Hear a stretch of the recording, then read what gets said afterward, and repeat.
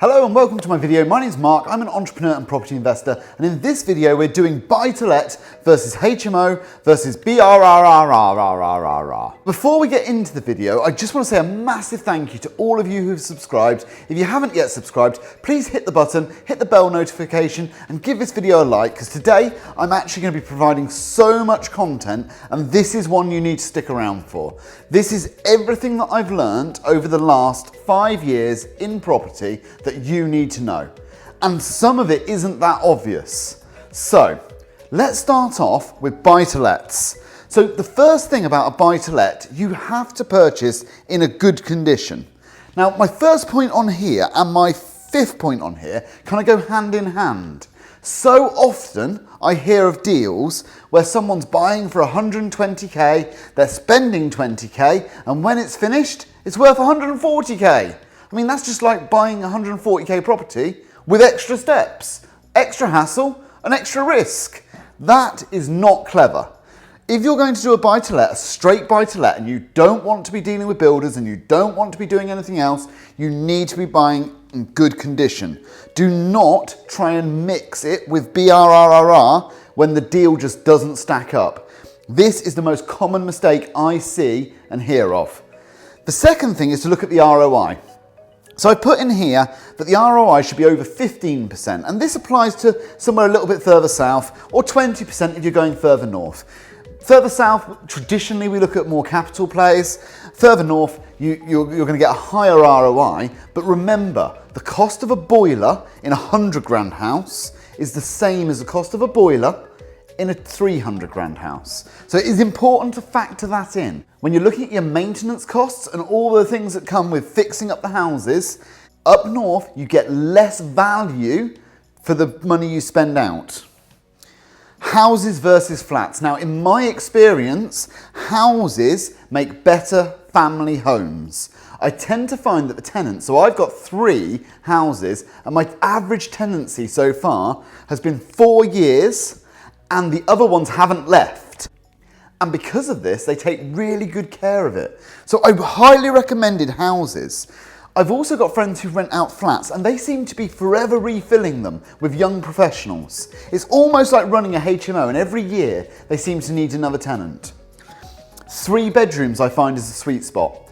So again, I've got friends who've got 2 beds and people seem to grow out of them, whereas 3 bedrooms, people tend to have kids and stay. So again, it's all about extending the term of the tenancy, making sure you get the maximum value, reducing your voids, and this is how to execute a buy-to-let strategy well. So what do I think of buy-to-lets? I think they're great. I don't think there's anything wrong with a standard buy-to-let model. Some people are saying buy-to-let is dead, only BRRR works. Look, you'll see as we go through, that's just not the case. 15 to 20%, that's an excellent return on investment. Buy in the right areas, get capital appreciation, rent it out to a family, have a long-term tenant. I mean, there is a lot to like about buy-to-lets. HMOs. What do I love about HMOs? I've got 9 of them, so I must like them. I love HMOs. Now, again, HMOs, they need to be in the right location. And again, when we're looking at how we're going to buy it, we're going to buy in good condition. Again, why are we buying in good condition? Let's run 2 scenarios about purchasing a HMO. So HMO 1 was £100,000 and we had to put down a £25,000 deposit.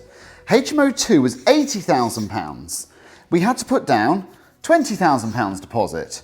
Unfortunately, on HMO 2, we had to spend £20,000 to make it worth £100,000. So now we're £40,000 in, which is £15,000 more than if we bought one in good condition. This is why when we're doing a straight HMO model, we try and make sure that the property is in as good condition as possible, mainly because you can leverage on the purchase price, but you can't leverage on the refurb price. My second tip would make sure it's located in a good area. Now, I don't know if your area, whether that's the centre, suburbs or what. So in some of the areas that I operate in, there are science parks and there are business parks that are located in the suburbs. And as such, the centre isn't necessarily the best place. However, in the majority of cities and towns, near the centre works. ROI, you want to be looking for 25% plus. If not, it's a lot of extra hassle, a lot of extra work. You've got to do all the furniture and then pay for all the voids and repairs.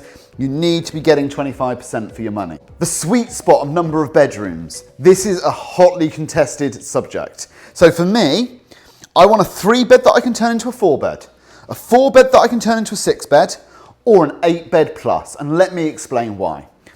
3 to 4, I don't need a license. So as long as I'm outside an Article 4, I can do some basic fire regs, electricity safety certificate, back gas safety certificate.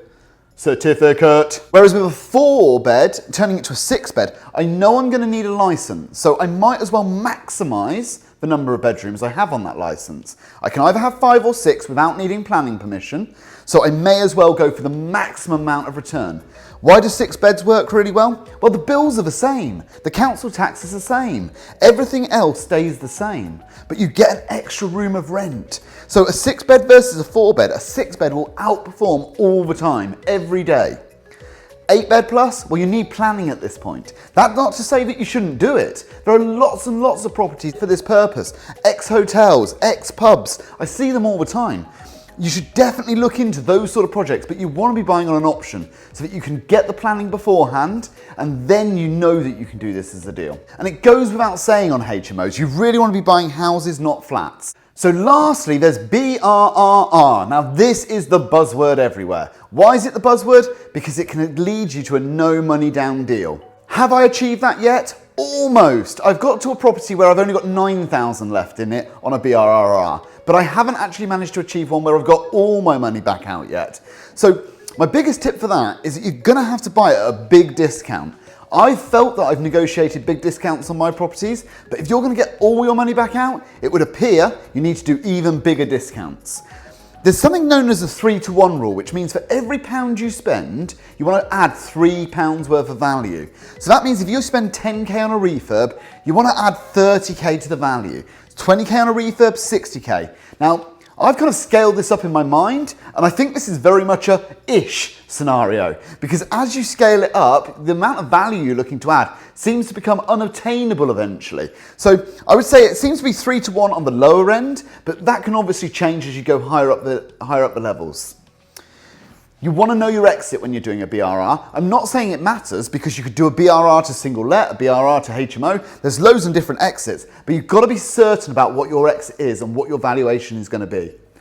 And then the last thing is, do not lie to yourself. The other thing that I see people do is say, at the end of this project, this house will be worth 350,000. I bought it for 120, I spent 20 grand.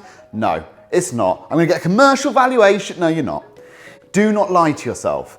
That is the biggest mistake you can make with BRRRs.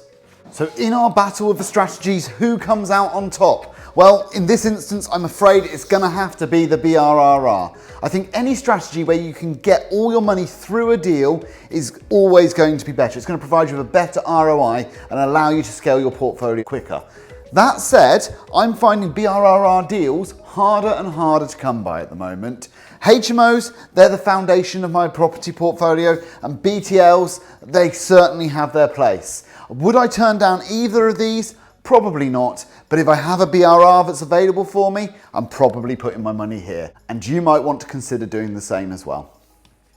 So before I finish this video, I just want to say a massive thank you to everyone who's subscribed. I've really enjoyed putting these videos together for you. I'm going to continue with my Monday, Wednesday, Friday upload. The time that they're going to release is 6:30 in the evening, and I am so close to my 100 subscribers now. I'm on like 89. So if I could please ask you to subscribe, hit that bell notification, that'd be fantastic. And if you could give this video a big like, because hopefully this has been massively valuable for you, then I would massively appreciate that. And as I've been saying, if you want to have a one-to-one consultation with me, please have a look at the link in the description. You can go through, fill out a short form, and that will put you straight in contact with me and we can have a one-to-one call. Already I've done 11 of these and I've had a really good time meeting all my subscribers and having a good chat through your property journeys. So please continue to use this as long as you possibly can, and I look forward to hearing from you all. And I'll see you again on Friday when I get the next video done for you. Cheers.